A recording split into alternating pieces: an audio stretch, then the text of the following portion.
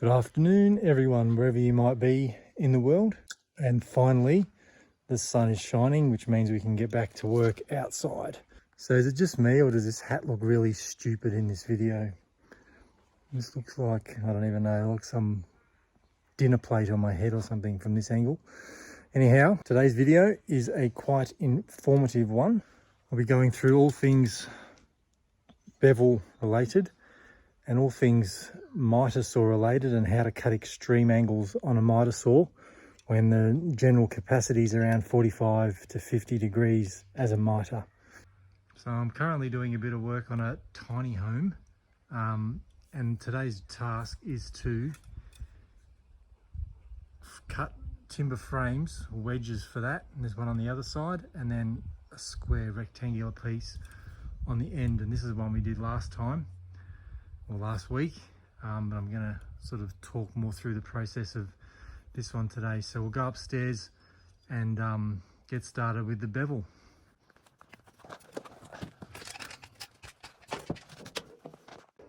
So we're up the top now, and this is the one we're just looking at from ground floor, the wedge I need to cut a timber frame for. This is just a prop at a metre holding that up, and this is the other side with the other prop, and there's the other end that we did last week that I was saying. And there's some local cows just doing their thing. So with the bevel gives us an angle, so we need to find what that angle is between there and between there, so we can transfer the mark from the bevel onto a piece of timber and make the cut. So obviously this moves like a scissor action up and down, but because I'm holding the phone, I'm unable to do that. My one just happens to have a digital thing, but we're not really interested in the angle. We just want to get the actual like shape. So I've already set this pretty much where it needs to be, in there like that, which is pretty close. And then we use that knob to lock it off, so that then if we knock it, it doesn't move, and we can go back downstairs and then transfer our line. So we know that this one here is our horizontal, and this one here is our angle that we need to trace on. So let's go downstairs and we will transfer that angle to the timber we need to cut. So in the case of a bevel, we don't really need to know what the actual numerical value of the angle is. That's why we've got this, so we can just transfer it. So it doesn't matter whether it's 30 degrees or whatever it needs to be, or in this case it's a lot higher than that. We just need to have the angle set, and then we can transfer it and make the cut with the mitre saw, make the extreme cut with the mitre saw. We'll get into that a bit later on. Before now, we've got our timber on the stand, got my bevel, and all we do, remember we said that the bottom, this one, is the horizontal, and then the angle. As you can see, I've already done this because I've only got two hands, believe it or not. So I'll put that flat on the bottom, and then the angle I've already scribed the line, so that mark there is the angle we need to cut, the extreme angle, which is way more than my saw's capability. So let's have a chat about how to cut extreme angles on the mitre saw. So first step I should say, is to find a block, and in my case I'm clamping it down to the mitre saw. A lot of people use hot glue, which peels right off anyway. Just put some glue on the saw table, and then they just stick the timber to it, and then it just pulls off after that, and you can just take the glue off. But I haven't got hot glue, but I have got clamps, and I'm just using these clamps in a position where they're not in the way, because I have to swing the mitre saw at 45 both ways to make the cut. So let me just do that. I'll put the phone down, make the cuts, and then I'll show you where we're at. And here's where we're at. The jig's completed, and now our zero cut line, which is normally 0 and 90 degrees, is now a 45 degree angle. So in this case, if we knew what the numerical value of the angle is that we needed to cut, that we wanted to cut was, all we would do to work that out is use the 45. So say if we needed to cut a 60-degree angle, we would know that that's 45, and then we would just add on whatever it needed to be, which in this case it's 15. So 45 plus 15 is 60. Set your saw to 15, put your timber in, and then make your cut, and you've got a 60-degree angle. In this case, we don't know what the angle is on that, but I've scribed it onto the timber, which doesn't really make much difference, because then all you do is you put your block of timber in there and then just swing your saw around till it lines up with the mark on the timber on the ground over there, which will come and bring it up again in a moment, and bring it around to the line and then make the cut. And that way you know when you take it back upstairs that we've got the right angle that we need. So just a quick one on understanding mitre cuts on your mitre saw. So when you set a mitre saw angle, you're actually setting the angle at which you will be removing the material, which means the remaining wood on the saw is the actual angle you are left with. So as an example, if you set the saw to 20 degrees, say, and you make the cut, the remaining wood on the saw is a 70-degree angle. So 90 is the total of 70 and 20. Alternatively, if you need a 30-degree angle to be left on your board, on your saw, that would mean setting up your saw to a 60-degree angle, which is where this jig that I'm talking about comes into play. So I've got my little helper down there, just holding up this piece of timber nicely. But yeah, this is my length of timber. There's my scribe line from the bevel, that one there. And now all I can do is just move the saw around till I get the line of the blade in line with the line on the timber, and then just make the cut. That's just a matter of swinging it down, and you can sort of just line it up and make the micro adjustments as you go, so you get that perfect straight cut. And there we have it, folks. That's the cut right where I needed it to be, and now I just have to mark from the long point there down the length of the timber for my overall length for the wedge that I need to make that cut, and then that is all. Time for some shades, time to look cool.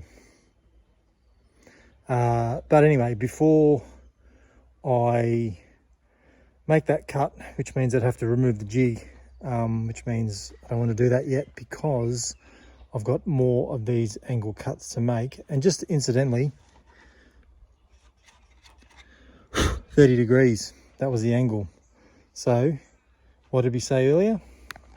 This is our 45 and this is our 45, and we set our saw, which this cut, the saw was set at 30 degrees. We just add the 30 to the 45, which is 75, which means that angle is a 75-degree cut,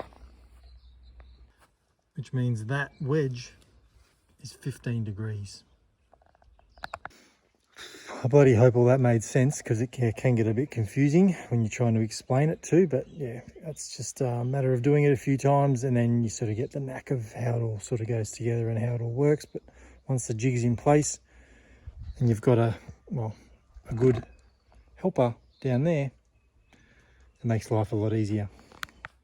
So I'm going to leave the jig in place because I need to make another cut to extend from here for the upside of the wedge, the top of the wedge, or the hypotenuse of the triangle, for anyone that remembers that in school. But yeah, I've got to cut from that point there along there to length, and then that bit there for the hypotenuse will start there and work its way up, and then I need to cut a metre. Where that support is, that's just the support obviously, but yeah, then I need to cut about a metre down there for the front face across the front, so it's just going to be a rectangle. It will more make sense sort of as the day goes on. So little sit rep, everyone. Here are our two potato wedges ready to go. So as I said earlier, I've just got, that's the bottom piece, and that's the hypotenuse up there. It's a fancy word for a triangle length of triangle frame, anyhow, or wedge. As I said earlier, this is my 75-degree angle, well, that's 15, and then I've flipped over the other piece because I used the jig to cut that one as well, and sat that on there, and then nailed it through there and just ground off the nails, so it's all good. And at this end I've got a metre from long point to long point, and that's my angle I need, and it's about 6 degrees I think from plumb. And then I've just marked along there 600 centres, top and bottom. And as you'll see up here, the way to get that angle is just sit it underneath, and then you can just scribe the line top and bottom, and that's how you can get your angle. And then you just repeat for that one, 600 for both of them. And then I think that is the frames Dunskies. And so as you can see, once you scribe those lines with the angle and cut them, fit them in, all looks pretty snug to me. 2 nails in either end with that beast, and that's the easy way to get your angle without doing any maths. So now I just have 4 more to go on this one, 5 more to go here, and then we are done. Let's cut. Okay gang, the frames for the potato wedges, both done, both identical, because obviously both sides are identical. So let's just have a quick look upstairs.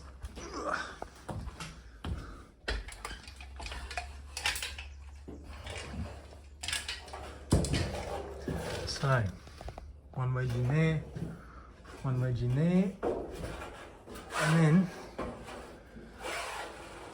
for the end, just going to cut a big rectangle.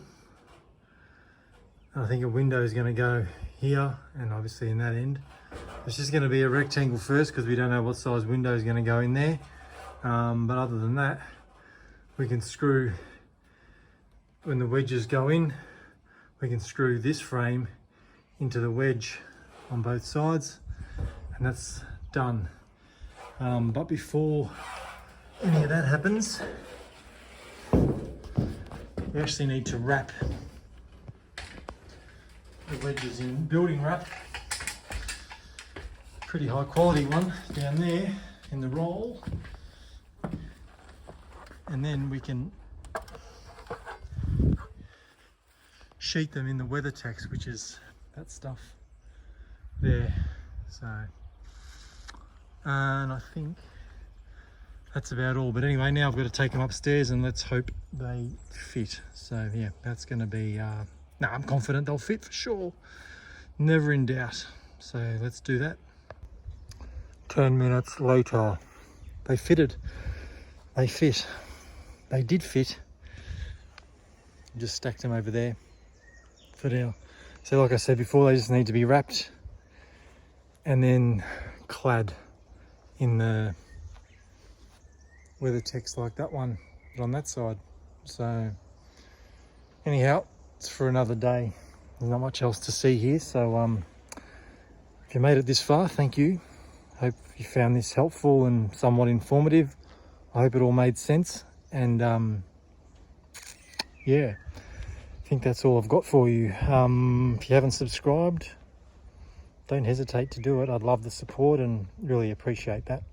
You can like this video, you can comment, you can ask questions, you can tell me anything you want really. So yeah, I'd appreciate any sort of feedback or anything of the kind, so that'd be great. Anyway, I'm rambling, so I will see you in the next one.